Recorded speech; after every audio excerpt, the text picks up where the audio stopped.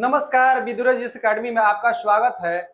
आज हम लोग पढ़ने वाले हैं बीपीएससी टीआर 4 के लिए प्रीलिम्स का महत्वपूर्ण क्वेश्चन, जो कि एग्जाम के दृष्टिकोण से बहुत महत्वपूर्ण क्वेश्चन है। तो साथियों, मैं आपसे कह रहा हूं कि क्लास शुरू होने से पहले आप अपने कलम कॉपी लेकर तैयार हो जाए और नोट्स बनाने का कोशिश करें कि नोट्स जितने अच्छा से अच्छा और बेहतर से बेहतर बन सके बनाने का प्रयास करें। आप लोग एग्जाम में सबसे ज्यादा सहायता करता है जो हैंड राइटिंग नोट्स होता है। तो आप खुद से जब नोट्स बनाएंगे तो आपको समझ में आएगा कि क्वेश्चन किस तरह पूछता है। तो साथियों, क्लास शुरुआत करने से पहले हम एक बात बता देना चाहते हैं। आप लोग एक बार बता दें कि कर्तव्य की राहों में किसी का परवाह नहीं करते, जिसको मंजिल पाना है वह किसी का चाह नहीं करते। तो इस बात के साथ हम क्लास का शुरुआत करते हैं और देखते हैं हमारा टॉपिक क्या है आज का। आज का जो टॉपिक है गवर्नर और गवर्नर जनरल वायसराय, इसके बारे में आज हम लोग क्लास शुरुआत करते हैं और देखते हैं कि क्वेश्चन क्या कह रहा है। आज का हमारा जो क्वेश्चन है, भारत का प्रथम गवर्नर जनरल कौन था? भारत का प्रथम गवर्नर जनरल कौन था? तो इसके बारे में जो है आप लोग आंसर जरूर दीजिएगा। प्रथम गवर्नर जनरल कौन था? भारत का प्रथम भारतीय गवर्नर जनरल की बात कर रहा है। क्वेश्चन हमेशा पूछता है तो यहाँ ध्यान देना है। क्या ध्यान देना है कि पूछ रहा है प्रथम भारतीय की बात कर रहा है। किसकी बात कर रहा है? प्रथम भारतीय की बात कर रहा है।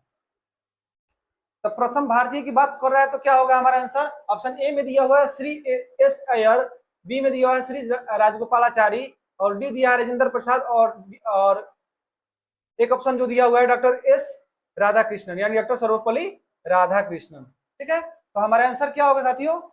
हमारा आंसर जो होगा श्री राजगोपालाचारी। क्या होगा? श्री राजगोपालाचारी। क्वेश्चन ऐसे भी पूछ सकता है प्रथम गवर्नर जनरल कौन था बंगाल का?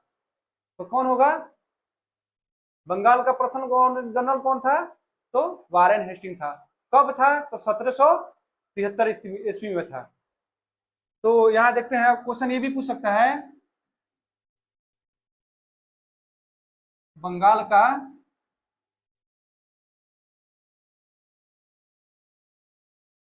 Governor general. अब किसकी बात कर रहा है? प्रथम की बात कर रहा है, यानी प्रथम बंगाल का गवर्नर जनरल प्रथम कौन था? तो ये जो गवर्नर जनरल था प्रथम जो था वो वारेन हेस्टिंग था। कौन था? Warren Hasting.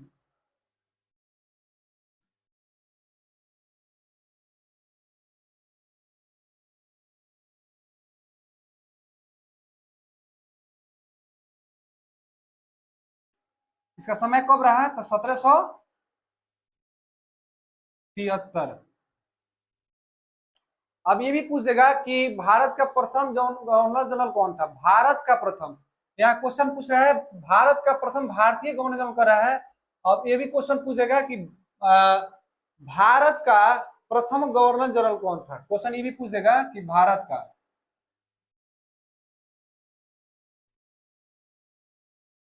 प्रथम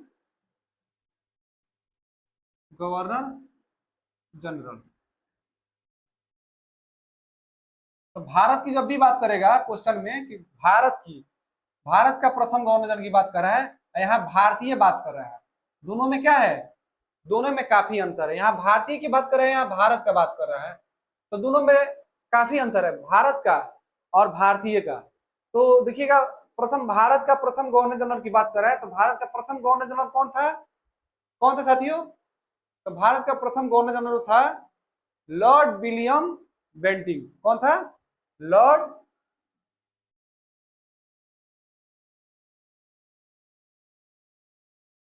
विलियम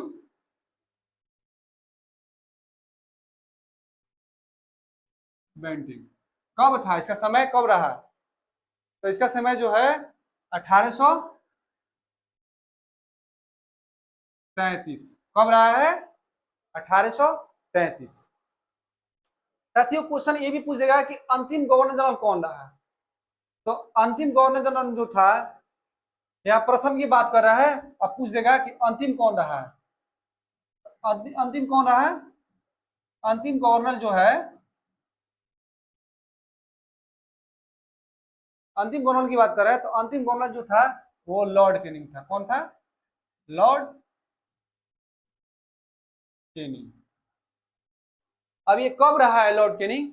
तो लॉर्ड केनिंग का समय जो रहा है 1857। तो 1857 में बताइए कि कौन सा विद्रोह हुआ था। 1857 में जो था, कौन सा विद्रोह हुआ था साथियों? तो 1857 में जो विद्रोह हुआ था, उस विद्रोह का नाम क्या था? क्या था? थोड़ा जोर से बोलिए लोग, क्या था? सिपाही विद्रोह।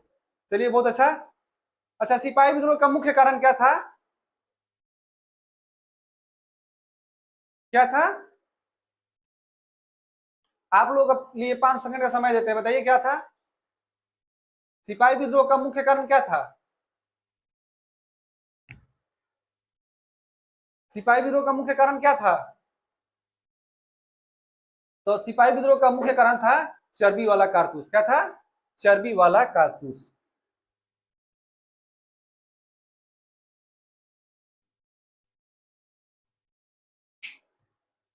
सिपाही विद्रोह का जो मुख्य कारण की बात कर रहा है। मुख्य मुख्य कारण, यानी कारण क्या था? कारण होगा चर्बी वाला कारतूस।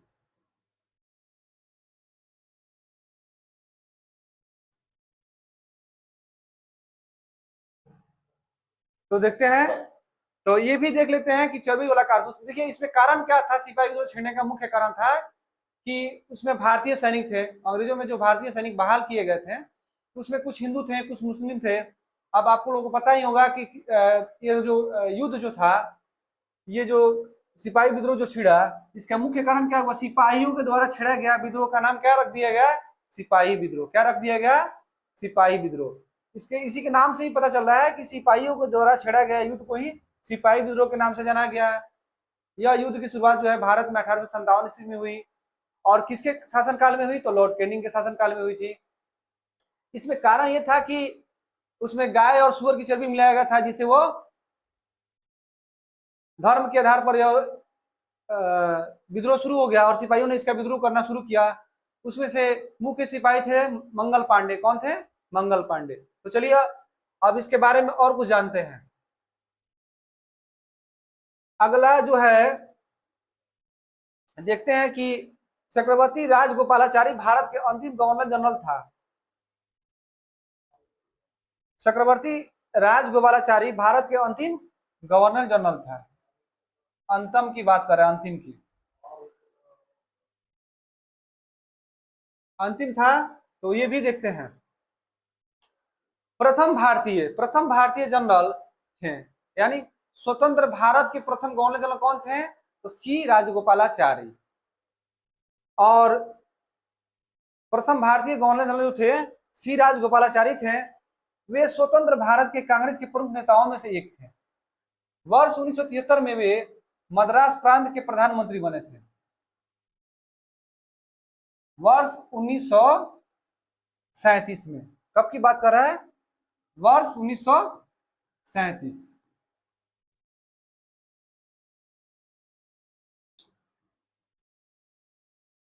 मद्रास प्रांत के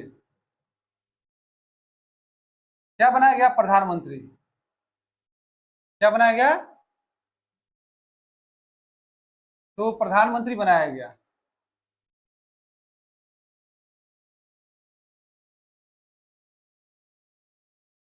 किसको बनाया गया? तो राजगोपालाचारी को बनाया गया। स्वतंत्र भारत के प्रथम गवर्नर जनरल लॉर्ड माउंटबेटन थे। कौन थे? Lord Mountbatten. यहां स्वतंत्र की बात कर रहा है। स्वतंत्र की बात कर रहा है। किसकी बात कर रहा है? स्वतंत्र की बात कर रहा है। तो ये देखते हैं कि प्रथम गवर्नर जनरल लॉर्ड माउंटबेटन थे। वो कौन थे? स्वतंत्र भारत के, यानी भारत जब स्वतंत्र हो गया था उस समय के थे। अब अगला प्रश्न की ओर बढ़ते हैं और देखते हैं अगला प्रश्न जो इसमें जो था, भारत का प्रथम गवर्नर जनरल कौन था? तो सी राजगोपालाचारी। अब इसमें जो देखते हैं अगला प्रश्न क्या कर रहा है। अगला प्रश्न कर रहा है कि बंगाल का प्रथम गवर्नर जनरल कौन था? बंगाल का प्रथम गवर्नर जनरल कौन था? तो बंगाल का प्रथम गवर्नर जनरल था, कौन था साथियों?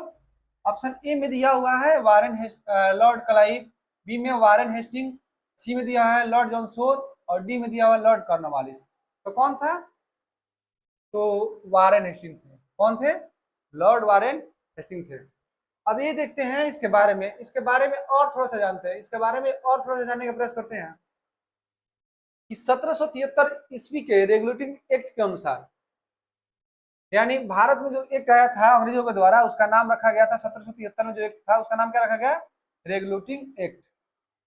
इसके अनुसार भारत में ईस्ट इंडिया कंपनी के अधीन बंगाल का प्रथम गवर्नर जनरल वारेन हेस्टिंग को बनाया गया। प्रथम गवर्नर जनरल वारेन हेस्टिंग को नियुक्त किया गया।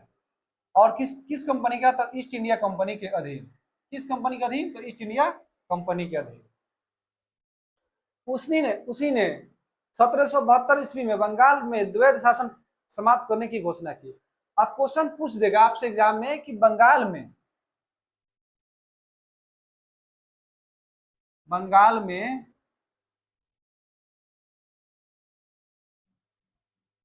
द्वैध शासन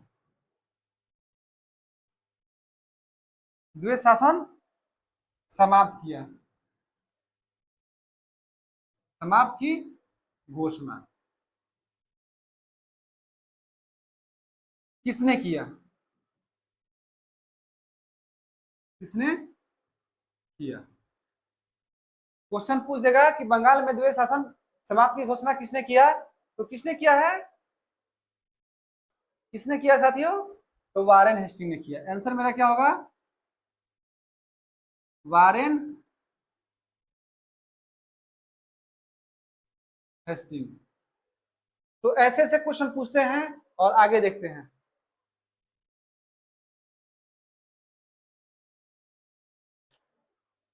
अगला क्वेश्चन कह रहा है कि सबसे अधिक समय तक भारत का वायसराय कौन रहा? सबसे अधिक समय तक भारत का वायसराय कौन रहा? तो सबसे अधिक समय की बात कर रहा है, सबसे अधिक समय की बात कर रहा है और किसकी बात कर रहा है? भारत का वायसराय बात कर रहा है। किसकी? भारत का। तो देखिए क्वेश्चन पढ़ने के लिए जो है हमेशा ध्यान देना जरूरी होता है कि क्वेश्चन कैसे कैसे घुमाता है। तो सबसे अधिक समय की बात कर रहे हैं तो ऑप्शन ए में दिया हुआ है लॉर्ड कर्जन, बी में दिया लॉर्ड डफरिन, सी में दिया लॉर्ड हार्डिंग और डी में दिया लॉर्ड मेयर। तो मेरा सही आंसर क्या होगा? Lord Curzon. कौन होगा? लॉर्ड कर्जन होगा। तो ये भी देखते हैं कि जो लॉर्ड कर्जन था, लॉर्ड कर्जन का कार्यकाल सबसे लंबा था। यानी एक अंग्रेज गवर्नर वायसराय था जिसका जो है कार्यकाल सबसे लंबा रहा भारत में। उनका कार्यकाल, क्या बात कर रहे हैं? उनका कार्यकाल जो है 1899 से लेकर 1905 तक रहा।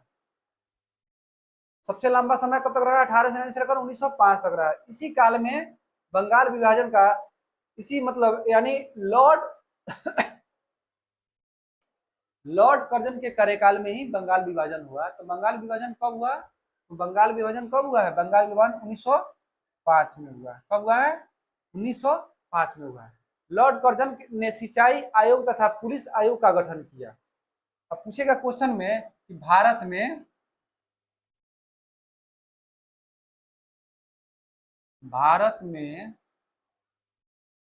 सिंचाई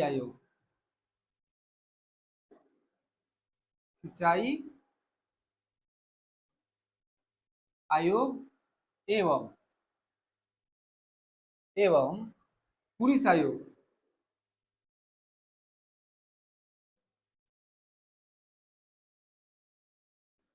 का गठन।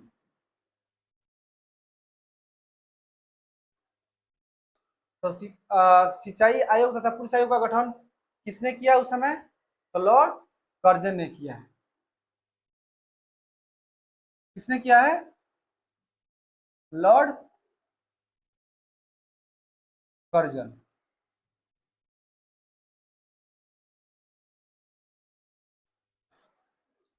ये क्वेश्चन को साथ में नोट करते चलेंगे कॉपी में।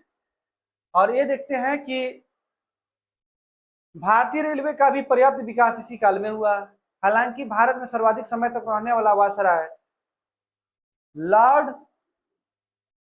लिथगो लॉर्ड लिन लिथगो, जिसका कार्यकाल जो है 1936 से 1944 तक रहा। अब आगे प्रश्न की ओर बढ़ते हैं और देखते हैं। आगे का जो हमारा प्रश्न जो है, आगे का प्रश्न कर रहा है कि महारानी विक्टोरिया को भारत की सम्राज्ञी घोषित किया गया था। महारानी विक्टोरिया कहाँ की महारानी थी? तो ब्रिटेन की महारानी थी, इंग्लैंड की महारानी थी। तो यहाँ जो था कब घोषित किया गया? तो 1858 एप्रिल दिया हुआ है, बी में दिया हुआ है 1876, सी में दिया हुआ 1877 और डी में दिया हुआ 1885। तो कब घोषित किया गया? 1858 में घोषित किया गया है। 1858 में जो घोषित किया गया है उस समय की बात है कि महारानी विक्टोरिया को भारत की समाग्री 1858 में घोषित किया गया। 1 जनवरी 1877 ईस्वी में दिल्ली दरबार में उन्हें औपचारिक रूप से कैंसर ए हिंद की उपाधि मिली। कैसर हिंद की उपाधि मिली, यानी कैसर कैसर ए हिंद की उपाधि।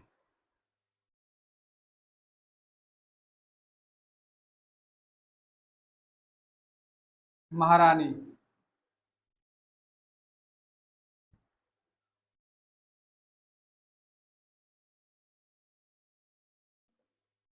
महारानी विक्टोरिया को कहाँ मिला? कहाँ मिला? तो क्वेश्चन पूछेगा तो आंसर मेरा क्या होगा? दिल्ली दरबार। कैसर ए हिंद की उपाधि मिली। इस दौरान भारतीय राजाओं में उनके अधिकार, गौरव तथा सम्मान की मान्यता दी गई। अभी कब की बात कर रहा है? तो 1858 की बात कर रहा है। अगला क्वेश्चन की तरफ बढ़ते हैं और देखते हैं। अगला क्वेश्चन कह रहा है कि जो भारत का अंतिम वायसराय कौन था? भारत का अंतिम वायसराय कौन था? तो आप लोगों को बताया है कि अंतिम वायसराय कौन था। क्या होगा? भारत का अंतिम वायसराय कौन था? तो ऑप्शन एप्पल में दिया हुआ है लॉर्ड लिन लिथगो। लॉर्ड लिन लिथगो, बी में दिया हुआ है लॉर्ड माउंटबेटन, सी में दिया हुआ है लॉर्ड वेवेल और डी में दिया हुआ है क्लेमेंट एटली। तो मेरा सही आंसर क्या होगा? मेरा सही आंसर जो होगा लॉर्ड माउंट बेटन होगा। क्या होगा? Lord Mountbatten. तो ये भी देखते हैं कि इसके बारे में और जानने का प्रयास करते हैं कि भारत के अंतिम वायसराय जो थे लॉर्ड माउंट बेटन थे। अंतिम वायसराय की बात कर रहा है, कौन थे? लॉर्ड माउंट बेटन थे। अंतिम वायसराय भारत के जो है लॉर्ड माउंट बेटन थे। उनके कार्यकाल 4 जुलाई 1947 को ब्रिटिश संसद में भारतीय स्वतंत्रता विधेयक प्रस्तुत किया गया। 15 अगस्त 1947 को भारत का स्वतंत्र हुआ और तथा भारत तथा पाकिस्तान दो स्वतंत्र राष्ट्र बने। आगे की तरफ बढ़ते हैं और देखते हैं। अगला जो क्वेश्चन मेरा है कि 1858 ईस्वी को महारानी विक्टोरिया का घोषणा पत्र इलाहाबाद में किसने पढ़कर सुनाया था? 1858 ईस्वी को महारानी विक्टोरिया का घोषणा पत्र इलाहाबाद में किसने पढ़कर सुनाया था? तो किसने सुनाया था? हमारा जो ऑप्शन दिया हुआ है लॉर्ड विलियम बेंटिंग ने, लॉर्ड कैनिंग ने, लॉर्ड लिथगो ने और सर हरकोट बटलर ने। तो मेरा सही आंसर क्या होगा? मेरा सही आंसर क्या होगा? लॉर्ड कैनिंग ने। लॉर्ड कैनिंग के बारे में क्या होगा और कुछ क्या होगा बताइए। इससे संबंधित जो भी कुछ हो तो आप लोग कमेंट में रिप्लाई जरूर दीजिएगा। लॉर्ड कैनिंग का समय कब रहा है? तो 1857 में रहा है।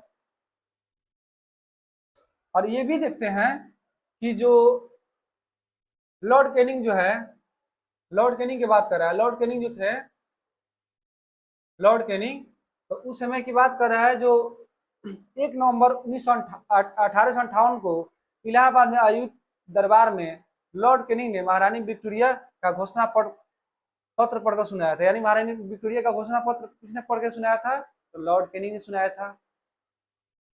इसके अनुसार, किसके अनुसार बात कर रहा है? इसी के अनुसार यानी घोषणा पत्र के अनुसार की बात कर रहा है। ईस्ट इंडिया कंपनी किसकी बात कर रहा है? ईस्ट इंडिया कंपनी का शासन अधिकार की बात कर रहा है। ब्रिटिश सम्राट को दे दिया गया है और भारत में ब्रिटिश साम्राज्य का विस्तार रोक दिया गया। अगला प्रश्न पढ़ते हैं और देखते हैं। अगला प्रश्न कह रहा है कि लॉर्ड कॉर्नवालिस की कब्र कहां पर स्थित है? लॉर्ड कॉर्नवालिस की कब्र कहां पे स्थित है? लॉर्ड कॉर्नवालिस की कब्र कहां पे स्थित है? तो ऑप्शन ए में दिया हुआ है गाजीपुर, ऑप्शन बी में बलिया, सी में बनारसी और डी में गोरखपुर। तो चलिए साथियों ये बताइए कि जितना जगह का नाम लिखा हुआ है कौन से राज्य में पड़ता है? ये सभी जो जगह है, सभी स्थान है, ये सभी का किस राज्य में पड़ता है? तो उत्तर प्रदेश, उत्तर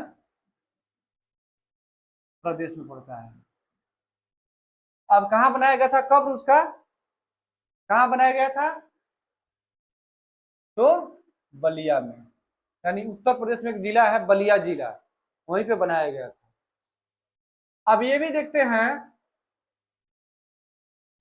कि जो लॉर्ड कॉर्नवालिस थे 1786 ईस्वी में से 1793 ईस्वी तक बंगाल के गवर्नर जनरल बने रहे। 1786 से 1793, कब? 1793 तक बंगाल के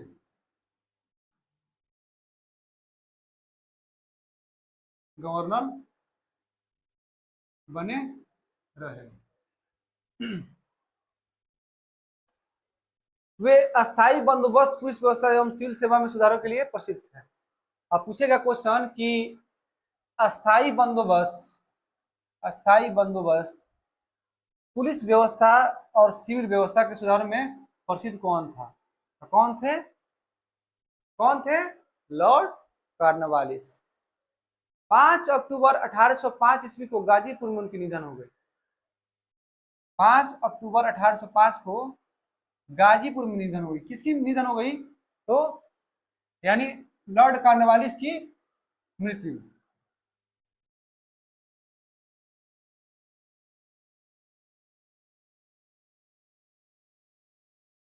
की मृत्यु,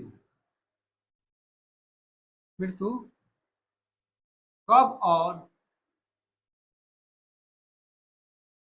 कहां हुई?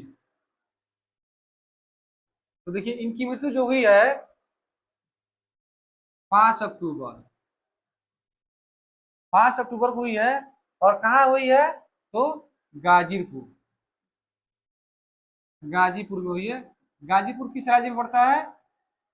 राज्य जो हो गया इसका उत्तर प्रदेश। तो इसकी मृत्यु कहाँ हुई है? उत्तर प्रदेश में हुई है। अब अगला प्रश्न की ओर बढ़ते हैं और देखते हैं। अगला प्रश्न कह रहा है कि किस कंपनी ने सर्वप्रथम भारत में रेल यात्रा प्रारंभ की थी? किस कंपनी ने भारत में सर्वप्रथम रेल यात्रा प्रारंभ की थी? तो किस कंपनी ने की थी? पूर्वी railway, great Indian peninsula railway, C Madras railway, D Awadh Tirhut railway. तो सही आंसर जो होगा ग्रेट इंडियन पेनिनसुला रेलवे। क्या होगा? अब ये भी देखते हैं इसके बारे में। भारत में पहली रेल 16 अप्रैल 1853 ईस्वी को मुंबई के बोरी बंदर के ठाणे के बीच चलाई गई थी।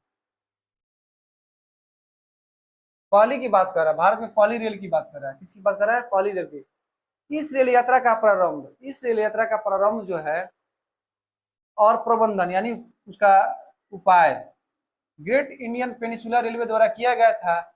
उस समय जो है लॉर्ड डलहौजी के कार्यकाल में रहे रेलवे विद्युत तार, डाक सुधार तथा चाल छूट का डिस्पैच लागू हुआ है। यानी सब उसी के समय में ये सभी लागू हुआ है। प्रश्न में ये है कि जब नेपोलियन की शक्ति के सामने यूरोप साम्राज्य की धराशायी हो रहे थे तब गवर्नर जनरल ने भारत में ब्रिटिश पताका फहराए रखी। तो वो कौन था व्यक्ति? उसके बारे में जानते हैं। तो ऑप्शन ए में दिया हुआ है लॉर्ड डलहौजी। क्या दिया हुआ है? लॉर्ड डलहौजी, जो कि हड़प नीति के लिए प्रसिद्ध है। किसके लिए? हड़प नीति, यानी हड़पने वाला नीति। बी में दिया है लॉर्ड कार्नवालिस, और सी में दिया हुआ है लॉर्ड वेलेजेली, और डी में दिया है लॉर्ड हेस्टिंग। तो क्या होगा हमारा आंसर? लॉर्ड वेलेजेली होगा। क्या होगा? लॉर्ड वेलेजेली होगा।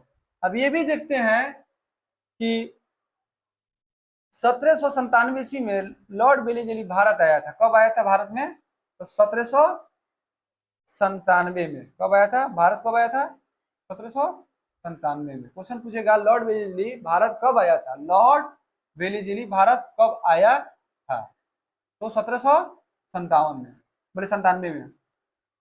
उसका उद्देश्य सहायक संधि के माध्यम से भारत में ब्रिटिश प्रभुत्व स्थापित करना था। उसने 1799 ईस्वी में मैंगलोर के शासक टीपू सुल्तान के विरुद्ध युद्ध किया था। अब क्वेश्चन ये भी पूछेगा कि टीपू सुल्तान के विरुद्ध युद्ध किसने किया था? तो लॉर्ड वेलिजेली ने किया था। 1799 ईस्वी में मैसूर के शासक टीपू सुल्तान के विरुद्ध युद्ध किया था। अब अगला प्रश्न को देखते हैं कि अगला प्रश्न जो है मेरा क्या है। अगला प्रश्न जो है मेरा कि किस वायसराय की हत्या अंडमान निकोबार द्वीप समूह में एक दंडित अपराधी के द्वारा की गई थी? तो मेरा सही आंसर क्या होगा? मेरा सही आंसर जो होगा लॉर्ड मेयो। अब ये भी देखते हैं कि लॉर्ड मेयो के बारे में और कुछ जानते हैं। लॉर्ड मेयो की हत्या 1872 में हुई थी। कब हुई थी? 1872 में हुई थी। कब हुई थी? 1872 में हुई थी।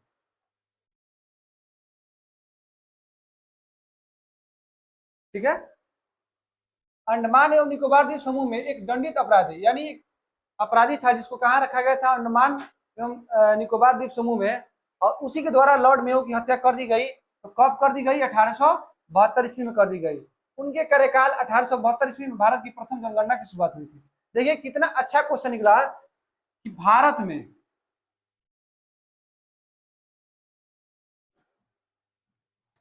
प्रथम जनगणना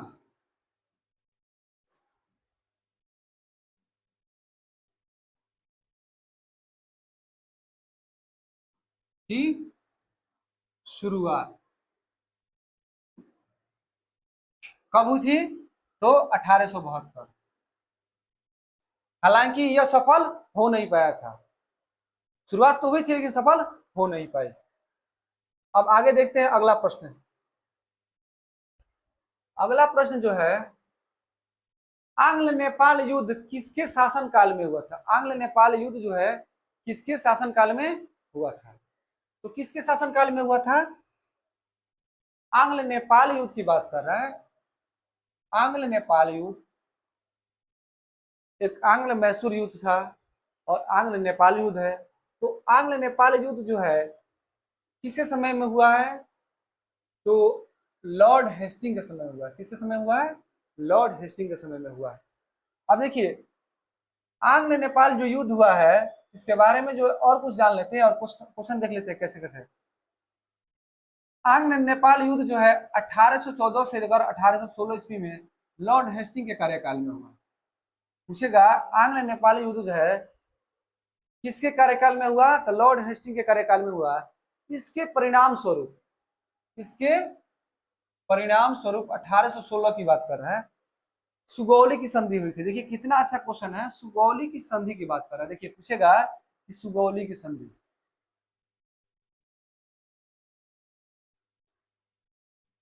की संधि किसके कार्यकाल में हुई थी?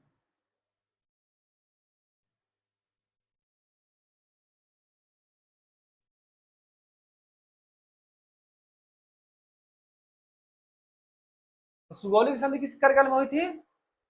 तो लॉर्ड हेस्टिंग, क्या होगा? लॉर्ड हेस्टिंग के कार्यकाल में हुई थी। इस संधि के बाद ब्रिटिश को नेपाल के कई क्षेत्रों पर अधिकार मिला। इस समय गोरखा की अंग्रेजी सेना में भर्ती शुरू हुई, यानी इसी के समय में जो है गोरखा की अंग्रेजी सेना में भर्ती शुरू हुई है। अब ये भी देखते हैं,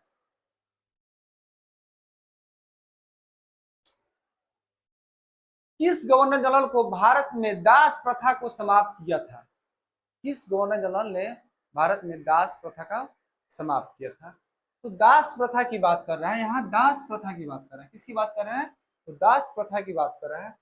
तो देखते हैं कि दास प्रथा, तो दास प्रथा के बारे में जानने का प्रयास करते हैं कि दास प्रथा का किस समय में समाप्त किया गया। तो एलन बरो लॉर्ड एलन बरो लॉर्ड एलन बरो के समय में जो है दास प्रथा को समाप्त किया गया था।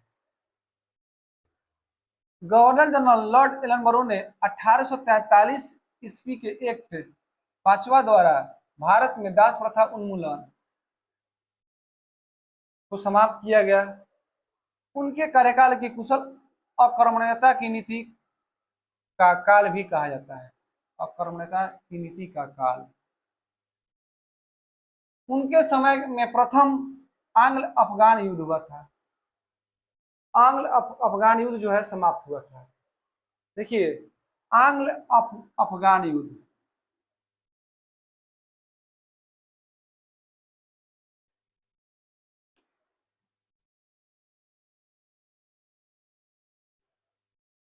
युद्ध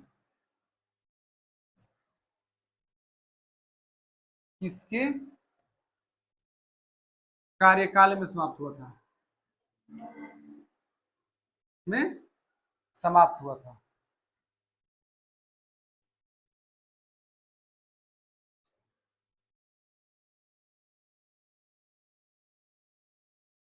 तो किससे कार्यकाल में समाप्त हुआ था? आंसर मेरा क्या होगा? आंसर जो होगा मेरा लॉर्ड एलन बरो। ठीक है, कब की बात कर रहा है? तो 1843 की बात कर रहा है। अगला प्रश्न की ओर बढ़ते हैं और देखते हैं।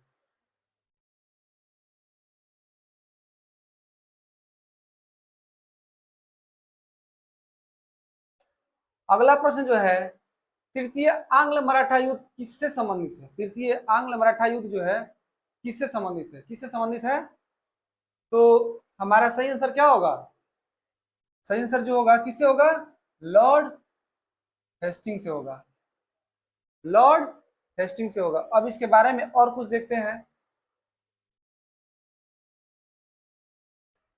लॉर्ड हेस्टिंग 1813 से 1823 ईस्वी के कार्यकाल में तृतीय अंतिम आंग्ल मराठा युद्ध, और 1817 से 1818 ईस्वी में हुआ।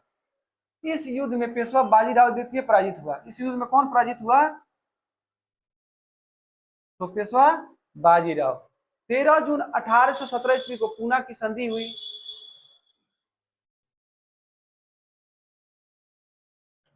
पूना की संधि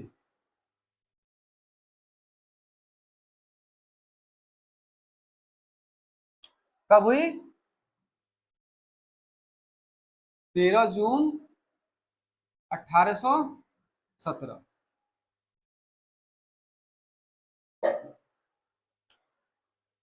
अब उस समय बाजीराव द्वितीय का पेंशन देकर कानपुर के समीप बिठूर भेज दिया गया। अगला प्रश्न देखते हैं। प्रश्न संख्या जो है मेरा 14 है कि निम्नलिखित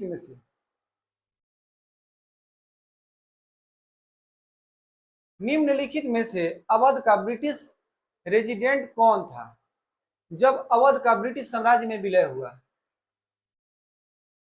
अवध का, किसकी बात कर रहा है? अवध का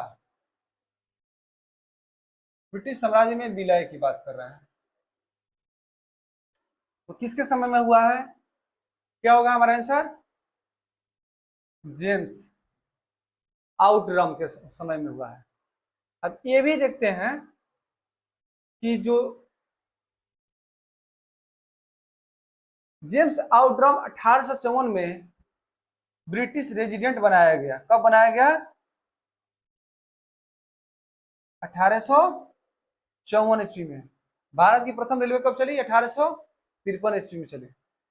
और 1856 ईस्वी में उसकी रिपोर्ट के आधार पर कुशासन का आरोप लगाकर अवध का ब्रिटिश साम्राज्य में विलय कर लिया गया। उस समय अवध का नवाब वाजिद अली शाह थे। अवध का नवाब उस समय कौन थे? तो वाजिद अली शाह, यानी 1854 के समय वाजिद अली शाह उस समय वहां के नवाब थे। 1857 ईस्वी के विद्रोह के समय लखनऊ में ब्रिटिश रेजिडेंट के जो कमाल जो संभाल रहे थे उनका नाम था हेनरी लॉरेंस। अगला प्रश्न देखते हैं। अगला प्रश्न जो है, अगला प्रश्न कह रहा है कि भारत में स्थानीय स्वशासन किसके द्वारा प्रारंभ किया गया था? भारत में स्थानीय स्वशासन किसके द्वारा प्रारंभ किया गया था? यहाँ बात कर रहा है स्थानीय स्वशासन की बात कर रहा है, ठीक है। तो हमारा आंसर क्या होगा? ऑप्शन ए में दिया हुआ है जॉर्ज बालो द्वारा, ऑप्शन बी में दिया है लॉर्ड रिपन द्वारा, ऑप्शन सी में दिया है लॉर्ड कर्जन द्वारा, ऑप्शन डी में दिया है लॉर्ड लिटन द्वारा। तो मेरा सही आंसर क्या होगा? लॉर्ड रिपन द्वारा। तो ये भी देखते हैं कि लॉर्ड रिपन के बारे में और कुछ भी जान लेते हैं। लॉर्ड रिपन के द्वारा जो किया गया है उस समय के बारे में और कुछ देखते हैं। उस समय जो है, उस समय जब लॉर्ड रिपन के समय स्थानीय शासन जो है किया गया, उस समय के बारे में और कुछ जानने का प्रयास करते हैं। तो वो समय था कि लॉर्ड रिपन, इसकी बात करें, लॉर्ड रिपन 1880 से 1854 को भारत का सबसे लोकप्रिय गवर्नर जनरल, भारत का सबसे लोकप्रिय गवर्नर जनरल माना गया, यानी लोगों में प्रिय हो गया। उनके सुधारों में स्थानीय स्वशासन 1882 ईस्वी में विशेष महत्व, ग्रामीण क्षेत्रों में स्थानीय बोर्ड तथा नगरों में नगर पालिका का गठन किया गया। देखिए कितना अच्छा प्रश्न बन रहा है। ग्रामीण क्षेत्रों में स्थानीय बोर्ड, ग्रामीण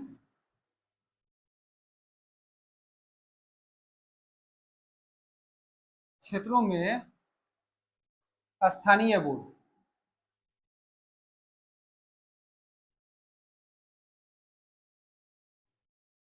और शहरी क्षेत्रों में नगर पालिका, शहरी क्षेत्रों में नगर पालिका। ठीक है, ये बहुत महत्वपूर्ण टॉपिक है और ये सभी किसके कार्यकाल में किया गया है? तो लॉर्ड रिपन। कौन होगा? Lord Ripon. अब देखिए भारत का सबसे लोकप्रिय, भारत का सबसे लोकप्रिय गवर्नर,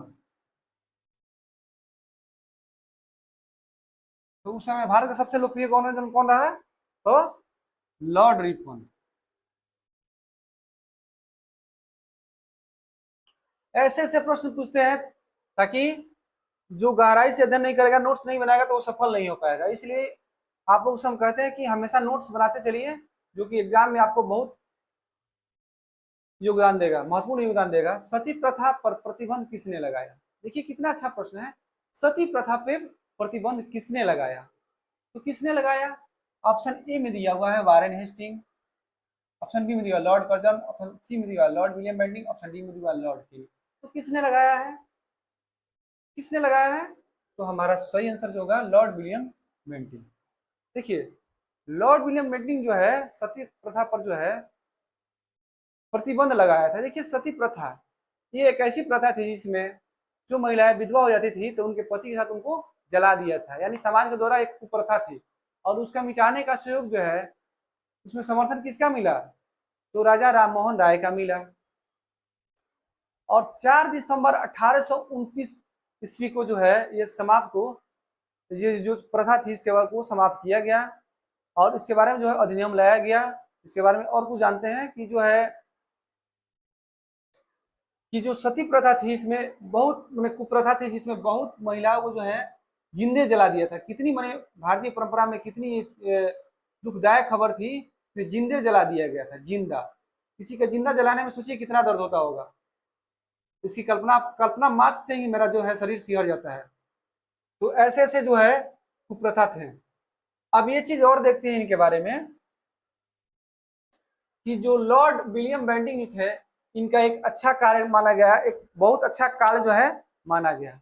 देखिए, भारत के प्रथम गवर्नर जनरल विलियम बेंटिंग ने 1829 ईस्वी में 17वां द्वारा 1829 के नियम 17वां द्वारा सती प्रथा को प्रतिबंध लगा दिया गया। प्रारंभ में यह कानून केवल बंगाल प्रेसिडेंसी में ही लागू हुआ। यह कानून जो है बंगाल प्रेसिडेंसी में ही लागू हुआ, बाद में पूरे भारत में लागू किया गया। तो अंग्रेजों का ये अच्छा काम ही था। कभी कभी देखिए, केवल बुराई दिखाने की कोशिश मत कीजिए, ये भी देखिए कि हाँ, कि इसकी अच्छाई को कौन दिखा रहा है। तो एक अच्छा काम भी किया है कि उन्होंने विधवा को जो है जलाने से बचाया और सती प्रथा को प्रतिबंध किया। अब ये भी देखते हैं, क्वेश्चन संख्या 17 कह रहा है मेरा कि निम्न में से किसने सहायक संधि स्वीकार नहीं की थी। किसने सहायक संधि स्वीकार नहीं की थी? तो सहायक संधि स्वीकार किसने नहीं की थी? ये तो बहुत अच्छा क्वेश्चन है। किसने नहीं की थी?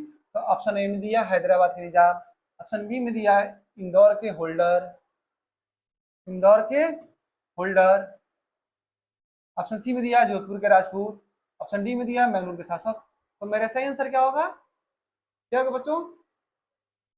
छात्रों, आप लोग से मेरा अनुरोध है कि आप लोग कमेंट में रिप्लाई जरूर दिया कीजिए, जल्दी रिप्लाई दीजिए। क्या होगा? क्या होगा? ऑप्शन संख्या बी होगा हमारा, इंदौर के होलकर में। अब उसके बारे में और कुछ भी जान लेते हैं। उसके बारे में जो है ये भी देखते हैं कि लॉर्ड वेलेजली 1798 से 1805 ईस्वी कंपनी को सर्वोच्च शक्ति के रूप में स्थापित करना चाहता था। तो देखिए, लॉर्ड वेलेजली था जो सर्वोच्च शक्ति के रूप में स्थापित करना चाहता कंपनी को। अब उसी की साम्राज्यवादी योजना सहायक संधि के रूप में सामने आई, और इसी संधि के अंतर्गत आने वाले राज्य अपनी विदेशी एवं सैन्य नीति स्वतंत्र रूप से नहीं चला सकते थे। इंदौर के होलकर के ने सहायक संधि स्वीकार किया। अब इसके बारे में जो है और जो भी कुछ मिलेगा तो आप लोग कमेंट में रिप्लाई जरूर दीजिएगा। कुछ भी त्रुटियां होगी इसके बारे में कमेंट में रिप्लाई आप लोग जरूर कीजिएगा। साथियों, मैं आप लोगों से कहता हूं कि जो भी क्लास हो रही है प्रत्येक दिन जो है क्लास को कीजिए और नोट्स बनाते रहिए और अपने दोस्तों में भी शेयर कीजिए। अब ये भी देखिए कि जो अगला क्वेश्चन क्या कर रहा है। अगला क्वेश्चन जो है, ब्रिटिश भारत की राजधानी का कलकत्ता से दिल्ली में स्थानांतरण किसके शासनकाल में हुआ? देखिए, most VVI question, VVI question. यानी पहले भारत की राजधानी कलकत्ता थी और दिल्ली में स्थानांतरण किसके समय में हुआ है? तो किसके समय में हुआ है? क्या होगा आंसर मेरा? मेरा आंसर क्या होगा? ऑप्शन संख्या ए में दिया लॉर्ड मिंटो, ऑप्शन बी में दिया लॉर्ड हार्डिंग, ऑप्शन सी में दिया लॉर्ड चेम्सफोर्ड, ऑप्शन डी में दिया लॉर्ड रेडिंग। तो मेरा सही आंसर क्या होगा? मेरा सही आंसर जो होगा लॉर्ड हार्डिंग के समय में। यानी मेरा सही जो होगा यही होगा। क्या होगा? यही होगा। तो इसके बारे में और कुछ देखते हैं। जब दिल्ली से जो कलकत्ता से भारत की राजधानी को दिल्ली में जब स्थानांतरित किया गया उस समय जो था लॉर्ड हार्डिंग था। देखिए, लॉर्ड हार्डिंग जो था 1910 ईस्वी में भारत का वायसराय बना। भारत का वायसराय 1910 ईस्वी में कौन बना? क्वेश्चन पूछ सकता है, भारत का वायसराय 1910 में 10 में कौन बना? कौन बना?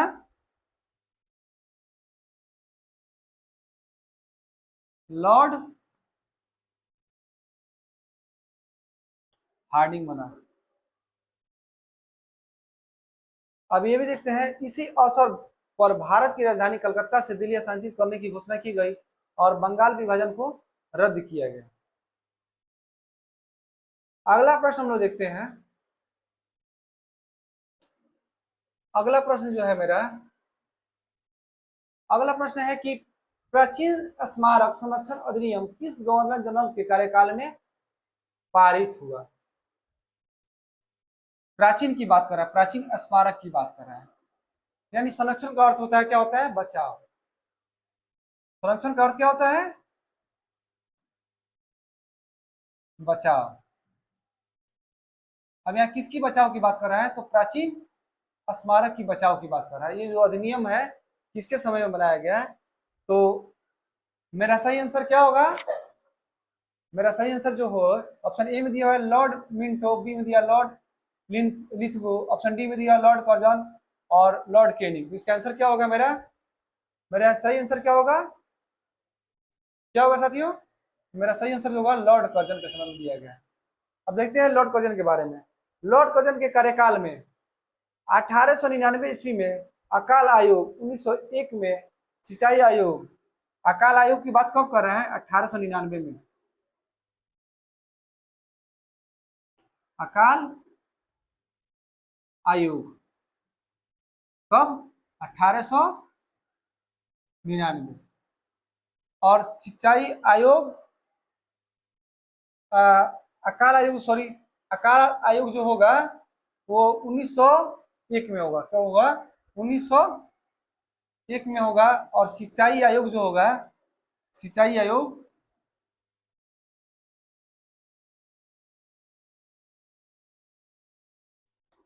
सिंचाई आयोग जो होगा 1902 में होगा। तो दोनों साथ में नोट कीजिएगा ताकि कंफ्यूजन ना होगा। किसके समय में हुआ, किसके संरक्षण में हुआ है? तो लॉर्ड कर्जन के संरक्षण में हुआ है। और पुलिस आयोग का भी गठन किया गया है उनके शासनकाल में। सहकारी उदार समिति अधिनियम 1904 में, सहकारी उदार समिति अधिनियम 1904 में किसके समय आया, पारित हुआ? तो उस समय कर्जन का समय था। और 1905 में बंगाल का विभाजन भी किया गया। तो चलिए ये भी बताइए कि बिहार और बंगाल का विभाजन कब हुआ? कमेंट में इसका रिप्लाई जरूर कीजिएगा। प्रश्न संख्या 20 हम लोग देखते हैं। प्रश्न संख्या 20, प्रश्न संख्या 20 कर रहा है कि 1802 ईस्वी की बेसिन की संधि पर हस्ताक्षर किसके मध्य हुआ थे? किसके मध्य हुए थे? बेसिन की संधि किसके मध्य हुए थे? देखने की बात यह है कि 1802 ईस्वी की बेसिन की संधि पर हस्ताक्षर किसके मध्य हुए थे? तो ऑप्शन ए कह रहा है कि अंग्रेजों तथा बाजीराव प्रथम, ऑप्शन बी कह रहा है अंग्रेजों तथा बाजीराव द्वितीय, फ्रांसीसियों तथा बाजीराव प्रथम, डचों तथा बाजीराव द्वितीय। तो मेरा सही आंसर क्या होगा? मेरा सही आंसर जो होगा अंग्रेजों तथा बाजीराव द्वितीय। अब ये कब हुआ था? तो ये तो लिखा हुआ कि 1802 में हुआ था। अब किस मंथ में हुआ था, किस महीना में हुआ था? तो 31 दिसंबर, 31 दिसंबर। और इसके बारे में और कुछ देखते हैं। पेशवा बाजीराव द्वितीय अंग्रेजों के मध्य 31 दिसंबर 1802 को बेसिन की संधि हुई थी। इस सहायक संधि के तहत बाजीराव द्वितीय ने ब्रिटिश रेजिडेंट रखने तथा अंग्रेजों को 26 लाख रुपए देने को स्वीकार किया था। यानी सहायक संधि के द्वारा ही 26 लाख रुपए जो है अंग्रेजों को देने के लिए स्वीकार किया था। कौन? तो पेशवा बाजीराव द्वितीय ने। तो इस प्रश्न के साथ हम अपनी क्लास को समाप्त करते हैं और नेक्स्ट क्लास में फिर मिलिएगा। और साथियों इस क्लास का नोट्स बनाते रहिए और अपने साथियों में शेयर कीजिए, सब्सक्राइब कीजिए और कमेंट कीजिए। जो भी प्रश्न में त्रुटियां हो उसका रिप्लाई दीजिए। जय हिंद, जय बिहार।